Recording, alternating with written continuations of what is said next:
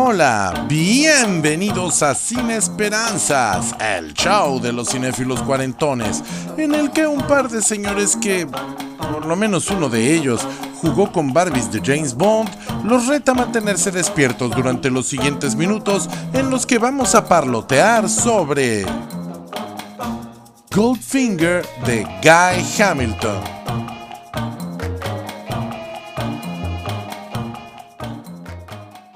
Bienvenidos a Sin Esperanzas, el show de los cinéfilos cuarentones en el que Paquito Rodríguez y un servidor, Fernando Sefink, comentamos películas que nos han marcado a lo largo de nuestras vidas.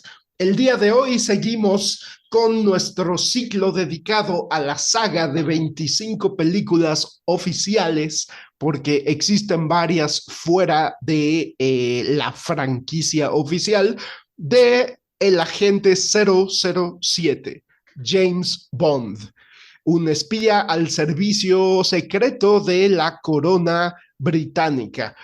Ya comentamos las primeras dos películas basadas en novelas escritas sobre este personaje del autor Ian Fleming.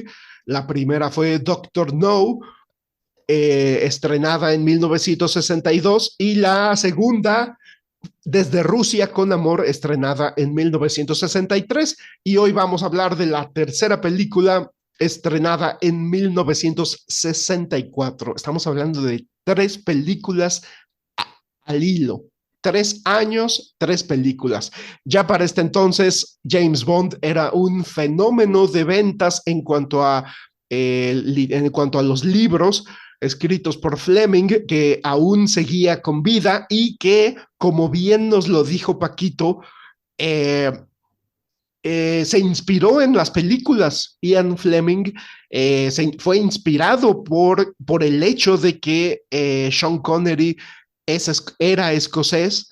En paz descanse, Sean Connery era escocés, y entonces Ian Fleming decidió hacer escocés al personaje de James Bond. Entonces, hoy vamos a hablar de la película Goldfinger, que por cierto es una de mis películas favoritas de 007 y que estoy seguro que también es una de las favoritas de Paquito. Voy a decir mis 5 favoritas de una vez, como adelanto. La primera sería Goldfinger con Sean Connery, la segunda, Al servicio secreto de su majestad con George Lazenby, la tercera sería The Living Daylights, aquí en México se llama Su nombre es Peligro, con Timothy Dalton.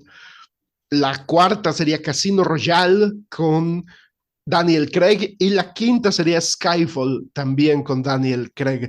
Entonces Goldfinger es de mis películas favoritas porque de 007, porque creo que es la primera que tiene una trama verdaderamente redonda, verdaderamente bien armada. Creo yo que Doctor No y From Russia with Love son buenas películas de acción, de espionaje, de aventura, de espectáculo, pero no, siento que no está la trama tan bien hilada, tan redondita. Siento que no se construye un suspenso y una progresión dramática que nos lleva hasta el clímax de la película, como lo hace Goldfinger. Y creo que en gran medida pues se debe a que este villano llamado, apodado Goldfinger, perdón, su apellido es Goldfinger.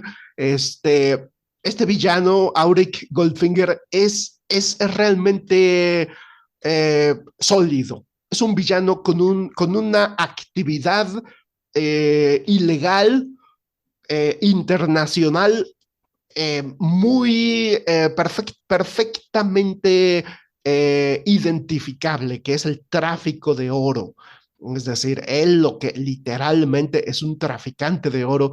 Y cuando comienza la película, James Bond está en un hotel en Miami, y esto gracias a Felix Leiter, otro personaje que ya nos mencionó Paquito, el amigo de James Bond, que trabaja para la CIA, y James Bond está jugando a las cartas contra Goldfinger y lo cacha que le está haciendo trampa. Entonces Goldfinger mata a la gente, este, perdón, no, a su empleada, a su ex empleada, que me corrija Paquito si me equivoco, pero a su empleada, Jill Masterson, Goldfinger la pinta de oro y la mata en venganza porque ella ayudó a James Bond a cacharlo en la trampa, ¿no? A caerle en la trampa. Entonces, de aquí para adelante, Auric Goldfinger le tiene un odio a James Bond, ¿no? Va a ser una trama que está cargada de tensión. Y eso es lo que me hace que me parezca una de las primeras que yo considero las mejores películas de James Bond, el hecho de que desde un principio se marca este antagonismo muy fuerte entre Bond y Goldfinger. También es de mencionarse el chalán del villano, el sumatón llamado Oddjob, un coreano, interpretado de una manera magistral. O sea, realmente Oddjob se lleva muchas escenas de la película, un coreano con un sombrero asesino, ¿no? Un sombrero que trae filo, navajas, lo avienta y es como un boomerang que te corta y regresa a sus manos. Por supuesto, un enfrentamiento final entre Bond y Oddjob que está muy logrado. Por supuesto, locaciones exóticas y espectaculares, ¿no? Nos vamos a Suiza. eh, y hay una meta muy, pero muy concreta de Goldfinger que va más allá como de un dominio mundial, que me parece interesante cómo hicieron parodia de esto en la última película de Daniel Craig, que dicen, ¿y qué quiere este villano? Pues dominar al mundo como todos. Y se me hace una buena broma, ¿no? Pero aquí se me hace interesante. Goldfinger tiene una meta muy, pero muy específica, que es que es atacar el Fort Knox en Estados Unidos, o sea, literalmente robarse el oro del Fort Knox. Y ahí es donde se da el clímax de la película y está lleno de balazos y me parece que por primera vez vemos una secuencia de acción verdaderamente espectacular, que se le pone al brinco a otras películas, ¿no? Del oeste que había habido, por ejemplo, en Estados Unidos. Y aquí pienso que por primera vez vemos una balacera final, una batalla campal en el Fort Knox.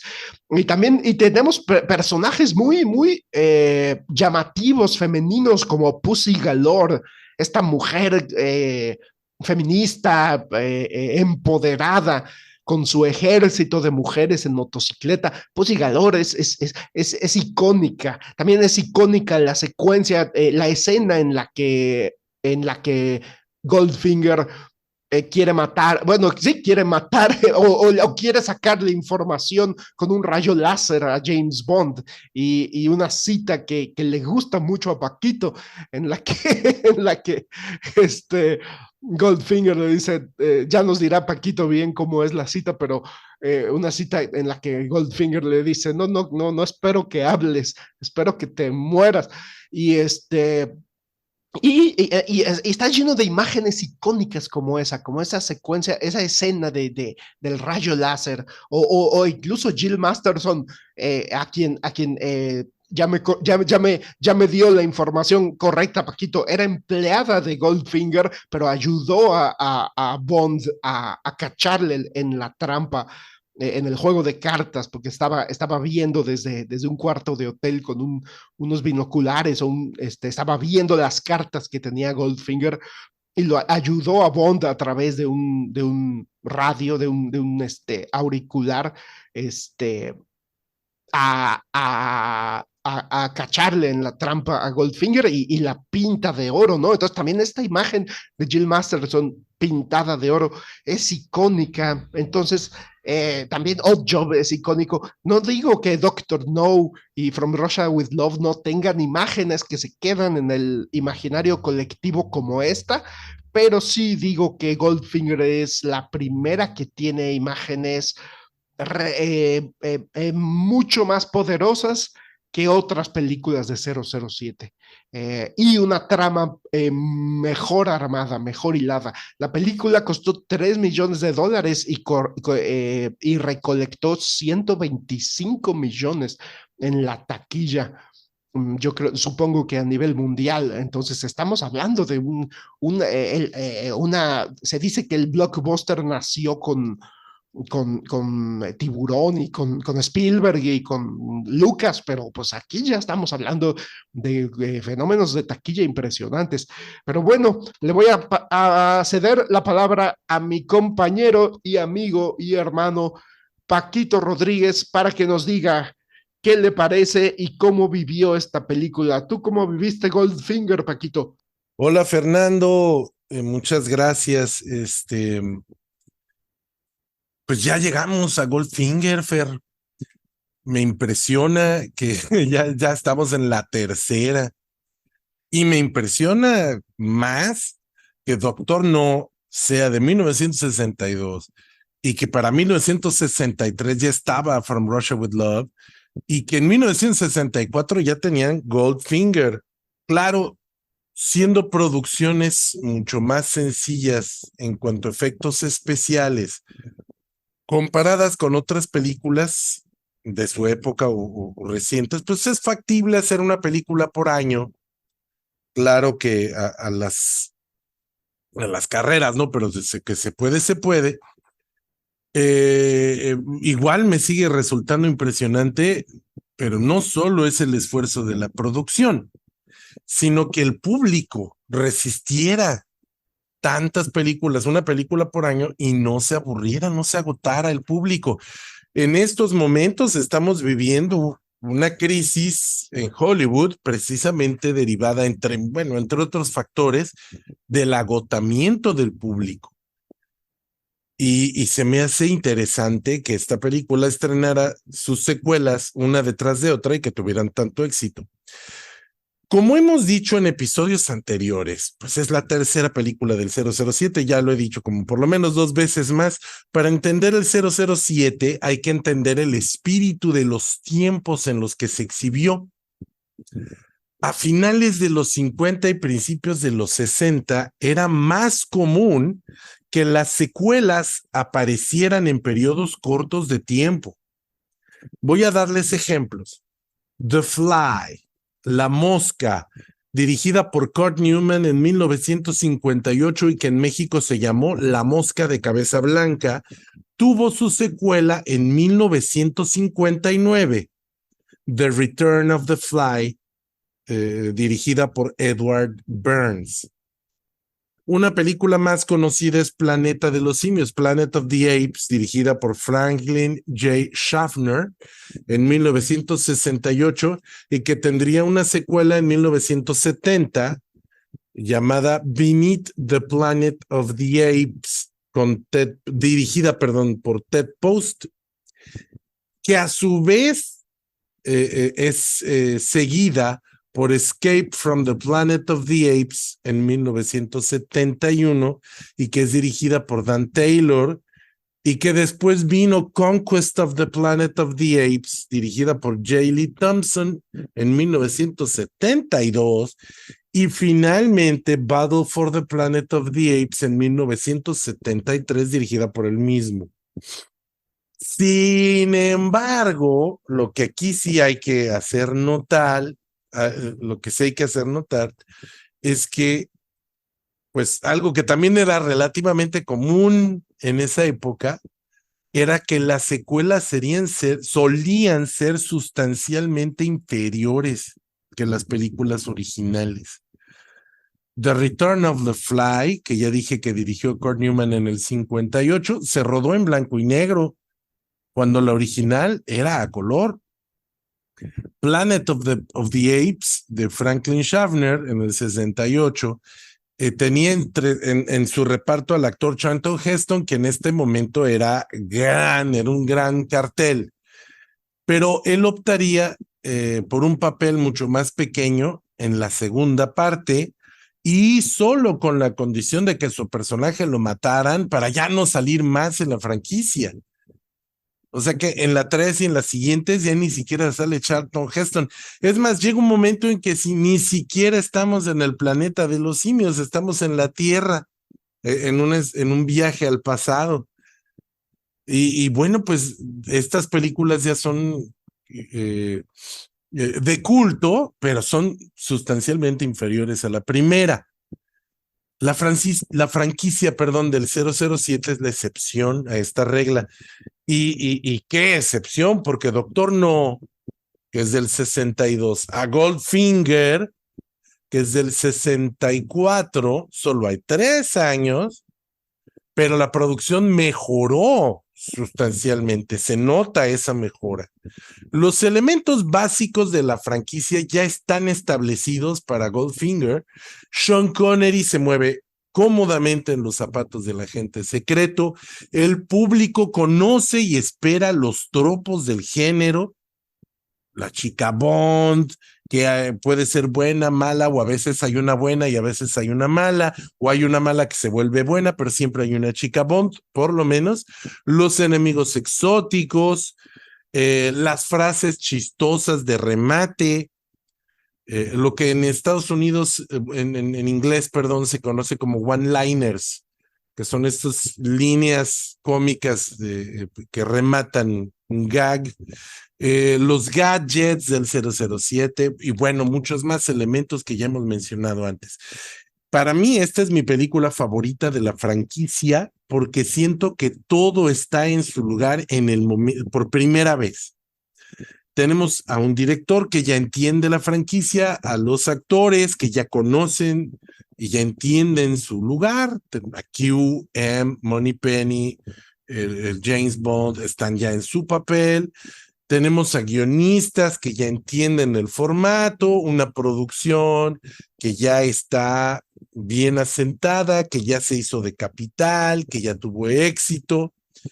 Y bueno, pues volviendo al espíritu de los tiempos, algo que a mí me parece muy relevante con Goldfinger y que coincidimos Fernando y yo, es que su trama es perfectamente factible. O sea, sí puede ocurrir algo así, sí es factible que esto ocurra.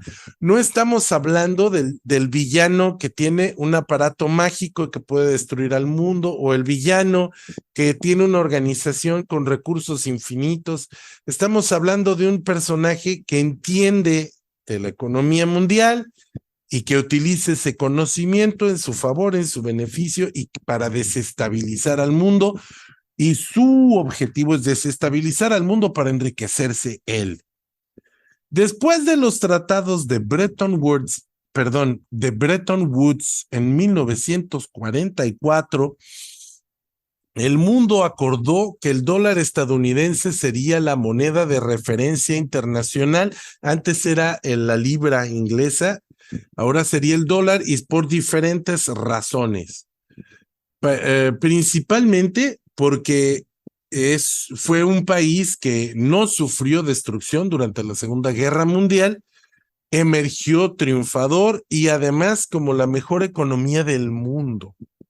En esta época, lo que le daba valor a la moneda era el oro, que servía de respaldo al papel.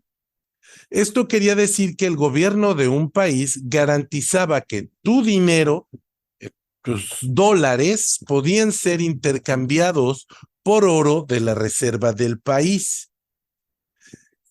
Esto duró hasta los años 70, cuando, consecuencia de los malos manejos durante la guerra de Vietnam, Nixon abandonó el patrón oro y ahora vivimos lo que se llama moneda fiat, Pero eso ya es motivo de otro podcast. Este es un podcast de cine.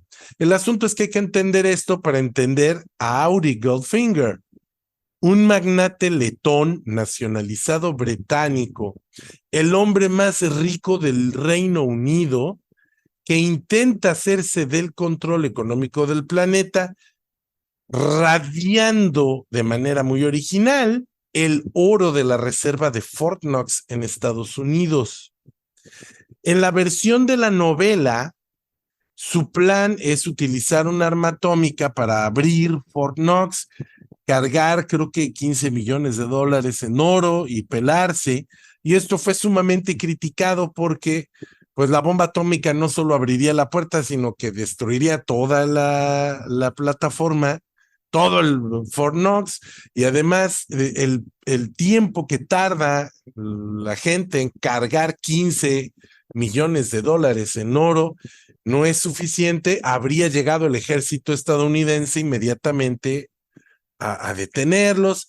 Y estas críticas se toman en cuenta porque en la versión cinematográfica, pues el plan cambia y ahora no quieren robarse el oro de Fort Knox. Eso es imposible. Al radiarlo, al contaminarlo con radiación, logran que Estados Unidos no tenga acceso a su oro, no pueden acceder a él con seguridad al oro, y por ende no pueden respaldar su moneda con oro.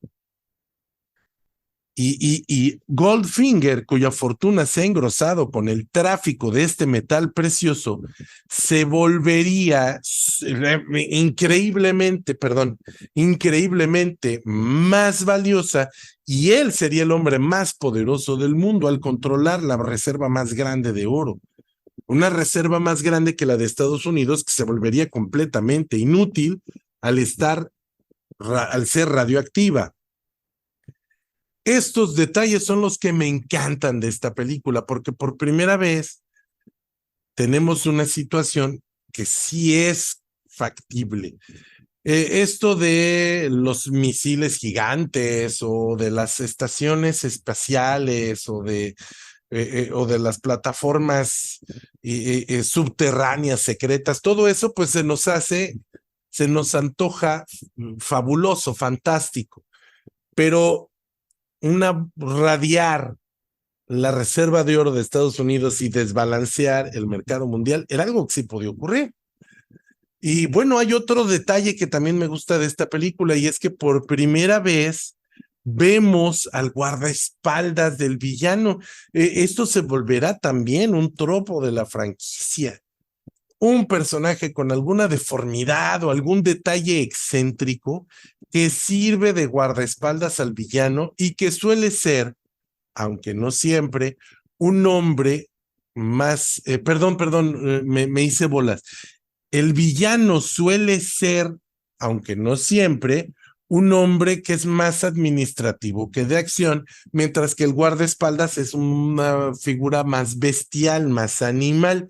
Oddjob, que ya mencionó Fernando, es el nombre de este personaje. Y sí, en la novela dicen que es coreano, pero algo que no me queda claro, ya no me acuerdo bien, creo que en la película no lo dicen. Y esto lo traigo a colación porque lo interpreta Harold Sakata, que es de origen japonés, pero nacido en Hawái. Y tiene un aspecto un poquito más japonés que coreano, aunque bueno, la verdad es que nadie puede distinguir un coreano de un japonés porque pues, son personas, no son seres humanos. Pero el punto es que en esta película, este personaje que era levantador de pesas y luchador profesional, interpreta pues a este villanazo, a este ser que creo que ni habla, es mudo. Y pues que es un salvaje, asesino a las órdenes de Goldfinger. En la película anterior ya habíamos mencionado a los gadgets del 007 y habíamos dicho que se vuelven un tópico importante de la franquicia. Un factor de reconocimiento, por así decirlo. Pues a partir de Goldfinger la vara empieza a subir, pues tienen que sorprender al público, así que sin querer el factor paródico, que también es parte de la franquicia, pero no tanto, pues empieza lentamente, lento pero imparablemente a llevarnos por un camino del ridículo. La parodia es parte de la franquicia, pero con una moderación, ¿no? Sin caer en la comedia. Y bueno, en Goldfinger yo creo que empezamos ese camino a llevar a la película a la comedia. Goldfinger todavía está en el justo medio, la comedia no le gana terreno al drama, pero ya empieza a acercarse y, por ejemplo, tenemos el snorkel, un snorkel que está camuflado como gaviota, que aparece al principio de la película en una secuencia precréditos, que bien podría estar en una película de Austin Powers. James Bond se quita un traje de hombre rana y debajo del traje de hombre rana trae un smoking con todo y crisantemo o clavel creo que trae. En esta película ya empezamos a entrar en ese camino, ¿no? En ese mundito de la ridiculez paródica. En esta cinta también conocemos por primera vez los laboratorios de Q, que también se convertirían en un tropo de las comedias de espías. Es más, esto es el superagente 86, salen este tipo de escenas. Pues sale, por ejemplo, un parquímetro que arroja gas lacrimógeno, un termo que en el fondo tiene una gramada, ese tipo de inventos, ¿no? Porque cada vez tienen que sorprendernos más. Y obviamente, pues cada vez tendrán que inventarse cosas más descabelladas. Pero el gadget que más me gusta de esta película es el del villano, el sombrero navaja de Odd Job. Este guardaespaldas asiático arroja su sombrero como si fuera un frisbee y decapita una estatua con su afilado borde. Es un arma perfectamente disfrazada, elegante. Y cómo olvidarse del famoso láser del que ya nos habló también Fernando, ¿no? Que lentamente se dirige a James Bond, quien está amarrado en una mesa y naturalmente será cortado en dos, al tiempo que su archienemigo le cuenta todos sus planes. Esto del soliloquio del villano es hoy el cliché más conocido y nunca olvidaré el diálogo entre los dos personajes que, como ya lo dijo Fernando, mi padre, que además es culpable de que me iniciara en la franquicia, y yo decimos de memoria siempre que nos vemos. Do you expect me to talk? No, Mr. Bond, I expect you to die. Y con esto termino mi primera participación y le devuelvo el micrófono a Fernando. ¿Tú qué dices, Fernando? ¿Ya estoy loco o qué? No, Paquito, de ninguna manera pienso que estés loco. Al contrario, me parecen muy atinados tus comentarios y muy interesante, o sea, muy interesante el análisis que haces de este personaje, es decir, de cuál es su meta y de cómo este personaje entiende la economía global y de lo inteligente que es su plan para pues literalmente, como tú dices, convertirse en el hombre más poderoso del mundo. Yo creo que eso le da a la película un mayor peso dramático, ¿no? O sea, que estamos viendo algo que está jalado de los pelos, que está exagerado porque así es el mundo de Bond, pero es algo que, digamos, entre comillas, podría suceder, ¿no? O sea, es un plan que alguien podría llegar este, alguien podría llegar a pensar, si bien no es muy factible que lo pudiera llevar a cabo, pero sí es algo que alguien podría llegar a pensar. Y a mí me gustaría hablar de un poco de de un dato interesante de la campaña publicitaria de Goldfinger. Eh, para esta película se produjo un juguete basado en el Aston Martin DB5 de 1964, que es el automóvil que utilizaba Bond en la cinta. Y ya para este entonces, en 1964, se produjo un juguete, se hizo el carrito de la película.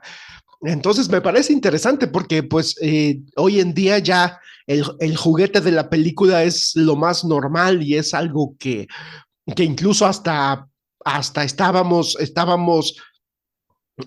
viendo en un reportaje, un micro reportaje, no recuerdo en cuál red social, que vienen, me lo compartió un amigo y estábamos viendo cómo las películas hollywoodenses que se avecinan hoy en día, todas son de juguetes.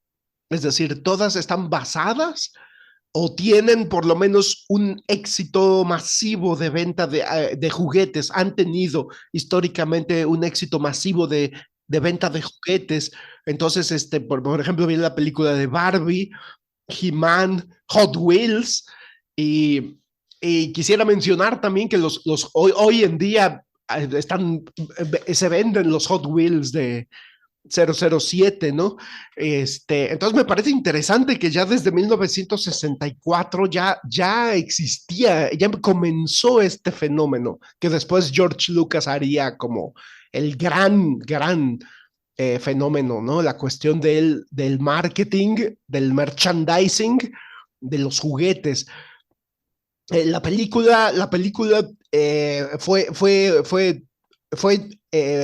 un éxito de taquilla, como les mencioné, y fue bien recibida por la crítica. La crítica ya mencionaba, es interesante lo que nos dice Paquito, ¿no? Del absurdo, de la parodia, de lo caricaturesco, porque ya las críticas en ese entonces ya hablaban de lo graciosa que es la película, o sea, ya hablaban casi todas las críticas que se fueron escritas sobre la película, mencionan lo simpático que resulta el humor. Eh, Mencionan el hecho de que se trata de un thriller, pero es un thriller de espionaje, pero que es llevado al absurdo, como nos dice Paquito. Entonces, pues creo que ya es de notarse, ¿no? Que los críticos hicieron mención de este humor y de este absurdo al que se estaba llevando en la saga. No quisiera yo dejar de comentar, la película es dirigida por Guy Hamilton, ya no está Terence Young en la silla del director, el que fuera director de cabecera de las películas de 007, pero sí está el editor Peter Hunt, que para ese entonces ya era el editor de cabecera de las películas de 007 y que dirigiría en un futuro una de mis favoritas de 007 y que mencioné hace rato, Al servicio secreto de su majestad. Y la música, una vez más, orquestada por John Barry. Que también ya para este entonces ya es el músico de cabecera y que haría grandes scores musicales para las películas de 007. Yo pienso que el score de Goldfinger es uno de los mejores. La canción Goldfinger también, sin lugar a duda, pienso yo que es una de las mejores canciones de las películas de 007, así como la secuencia de créditos, estas imágenes que vemos sobrepuestas sobre mujeres pintadas de oro, creo que es de las mejores entradas de créditos iniciales de 007. Eh, y tampoco bueno, yo no quisiera tampoco dejar de mencionar que para este entonces ya, ya estaba la batalla legal por los derechos de la película que seguiría después de Goldfinger, la película que vamos a comentar en el próximo especial de 007 llamada Thunderbolt.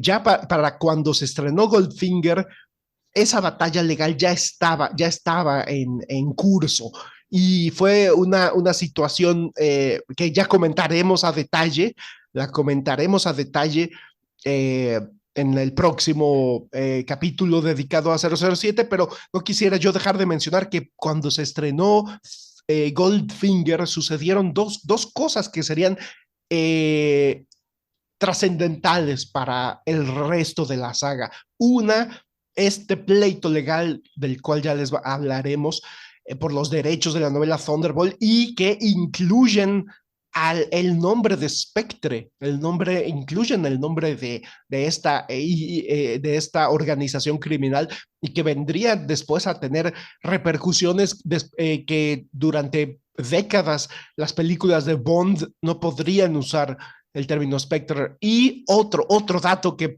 no puedo dejar de mencionar es que Ian Fleming murió en el año en el que se estrenó Goldfinger. De hecho, murió un mes antes del estreno de Goldfinger. Entonces, estaba muy joven, tenía 54 años y le dio un ataque al corazón, 56, perdón, 56 años, le dio un segundo ataque al corazón que lo mató y un mes antes del estreno mundial de Goldfinger murió Ian Fleming. Sin embargo, dejaría varias obras literarias que todavía podrían adaptar para el cine.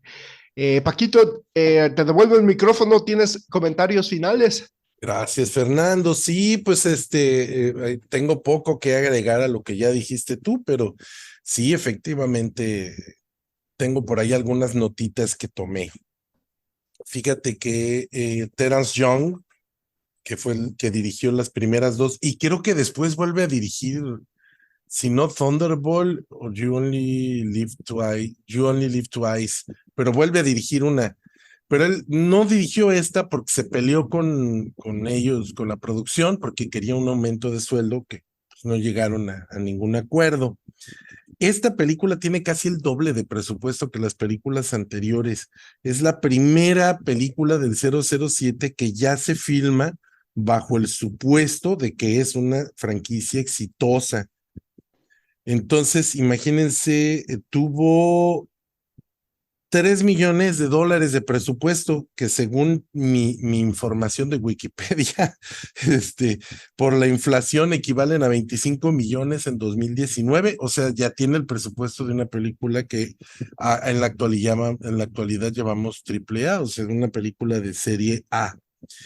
Y no le quisieron aumentar el salario a Terence Young, que se fue a filmar otra película, The Amorous Adventures of Moll Flanders, y pusieron en su lugar a un director que había rechazado dirigir Doctor No, que es Guy Hamilton.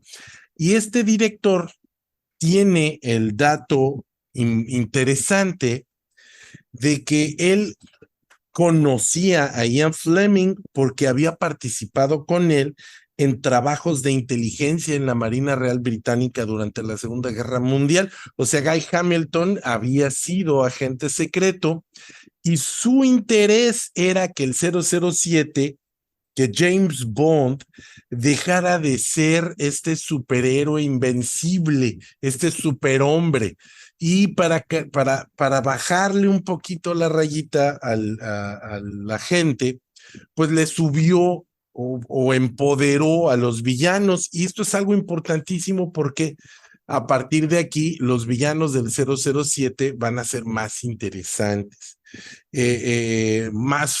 Como los hace más poderosos y los hace más difíciles de vencer para James Bond, pues esto hace que la franquicia gane en emoción y en thrill. Y luego, pues también gracias a Guy Hamilton, regresaron 2 miembros de la producción de Doctor No, que se habían ido para From Russia with Love y que son también muy importantes para la franquicia. Si ustedes son de los que leen las trivias que yo dejo en el video de YouTube o en el video de Facebook. En una de esas trivias les digo que el personaje que aparece en la secuencia del gun barrel, o sea, del cañón de la pistola tan icónica de las películas del 007, no es Sean Connery. Es un actor que es, bueno, es un doble de peligro que se llama Bob Simmons y es el jefe de dobles, el coordinador de dobles y uno de los dobles de acción icónicos de esta serie. Lo van a ver en muchas películas del 007. Él es el actor que sale con el sombrero en esta secuencia y regresa a Goldfinger para ser el coordinador de dobles. De hecho, la secuencia de combate, de pelea, perdón, de combate suena como a tanques. No, la secuencia de pelea de James Bond y Odd Job al final de la película en Fort Knox es por muchos especialistas considerada la mejor de la franquicia. No sé si la mejor, pero al menos sí es histórica, ¿no? Y el otro persona que regresa de Doctor No es el diseñador de producción Ken Adams, quien considera que su trabajo en Fort Knox, o sea, siendo Fort Knox, es la que él considera su mejor obra. Era un diseñador que atendía en los detalles. Pues el guion es de Richard Maybaum, que ya había coescrito varias películas, y pues ya nos contó Fernando sobre el problema con Thunderball. Thunderball iba a ser la tercera película en la saga y tuvieron que elegir Goldfinger por este problema de derechos de autor que tenía Ian Fleming con con este sujeto. En realidad el asunto fue que Kevin McClory y Ian Fleming habían escrito juntos un guioncito para una película que se iba a llamar Thunderball y pues hicieron una productora, no funcionó, se separaron y bueno, pues ahora este personaje pues demandaba a Ian Fleming por lo que correspondía a sus derechos de autor en la creación de muchos elementos que después incluiría Ian Fleming en sus novelas del 007. De todos modos, Thunderbolt no me parece que sea tan relevante para la saga, así que es la película que sigue, es la película que filmaron después de esta. Me parece que fue para bien que filmaran Goldfinger, porque viendo la historia de Thunderbolt, me parece difícil que hubieran logrado hacer algo también tan bueno como Goldfinger. Bueno, yo ya dije que es mi película favorita, así que ¿para qué le sigo echando flores a lo tonto? Quiero aprovechar este espacio para mandar saludos a los sospechosos comunes. Son todos estos amigos y personas que nos han dado la oportunidad y que han escuchado durante 40 minutos o una hora nuestros debrayes sobre cine. Para nosotros es un placer hablar de cine, es lo que más nos gusta en la vida, es a lo que le hemos dedicado nuestra vida entera, a veces profesionalmente, pero casi siempre sin fines de lucro. Y pues es que el que nos escuchen nos motiva a seguir grabando este podcast. Ya estamos en el episodio 26 de esta temporada 2023 y son más de 100, llevamos mucho más de 100 episodios en total. Recuerden que pueden escucharnos en Spotify, en YouTube y en Facebook. También quiero dedicar este episodio, como lo hago siempre, a mi hijo Mario. Ya está a punto de cumplir los 6 meses y soy un hombre muy feliz desde que él vino a este mundo. Y también quiero agradecerle a Carolina porque gracias a su atención, a su tiempo, puedo yo estar aquí grabando con ustedes y con Fernando este programa. Me despido y les mando un fuerte abrazo, devolviéndole el micrófono a mi compañero Fernando Carrillo Fey. Muchas gracias, Paquito. Sí, pues sí, ya me quedé yo sin datos. Muy interesante todo lo que nos compartes y estoy seguro que el capítulo de Thunderbolt estará aún más interesante porque pienso que hay varias cosas que mencionar. Pero bueno, yo también quiero mandarle un abrazo y un saludo especial a nuestra productora ejecutiva porque nos permite destinar este tiempo a grabar el podcast y sin ese tiempo nosotros no seríamos capaces, no podríamos literalmente grabar. Y un saludo a su hijo, Mario Humberto, que algún día nos escuchará. Muchas gracias a todos los que nos están escuchando. Les mando un fuerte abrazo. Muchas gracias a Paquito también por dedicar este tiempo para grabar el podcast. Yo soy Fernando C. Fink y nos vemos a la próxima.